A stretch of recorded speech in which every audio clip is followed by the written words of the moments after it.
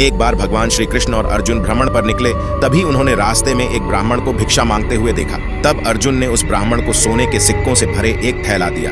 ब्राह्मण खुश होकर घर जा रहा था, तभी एक चोर ने वह सिक्के लूट लिए। अपने भाग्य को कोसता ब्राह्मण फिर से भिक्षा मांगने लगा। अगले दिन उन्होंने उसे फिर से देखा तो अर्जुन ने इस बार उसे एक हीरा दे दिया। ब्राह्मण घर जाकर वह हीरा एक घड़े में रख दिया। तभी उसकी पत्नी पानी भरने वह घड़ा नदी ले गई। नदी में जब उसने घड़ा डुबोया तो हीरा घड़े से निकलकर पानी में चला गया और उस हीरे को एक मछली ने खा लिया। निराश ब्राह्मण अगले दिन भीख मांगने उसी स्थान पर पहुंचा। इस बार श्री कृष्ण ने उस ब्राह्मण को 2 पैसे दिए। ब्राह्मण वे पैसे लिए घर जा रहा था। रास्ते में उसने एक मछुआरे को देखा जिसके जाल में एक मछली फंसी थी। ब्राह्मण को उस मछली पर दया आ गई और उसने 2 पैसे देकर वह मछली खरीद ली। लेकिन जैसे ही उसने मछली के मुंह में देखा तो उसे हीरा मिल गया। हीरा पाकर वह जोर जोर से चिल्लाने लगा। थोड़ी ही दूरी पर वह चोर था जिसने ब्राह्मण के सिक्के चुराए थे। डर के कारण चोर ने वह सिक्के ब्राह्मण को दे दिए। भगवान आपका भला तभी करेगा जब आप दूसरों के भलाई के बारे में सोचोगे। वृंदावन में एक मंदिर है जिसे निवेदन मंदिर कहा जाता है। कहा जाता है कि वहाँ हर रोज रात को श्री कृष्ण, राधा और बाकी गोपियों के साथ आते हैं। दरअसल एक दिन मंदिर के पुजारी ने सुबह सुबह श्री कृष्ण के मूर्ति को देखा और वहाँ से उनके कान के कुंडल गायब थे। ये खबर सुनकर अफरा तफरी मच गई और चोरों को ढूंढने के लिए हर जगह पुलिस टूट पड़ी। और जब यह बात एक हलवाई को पता चली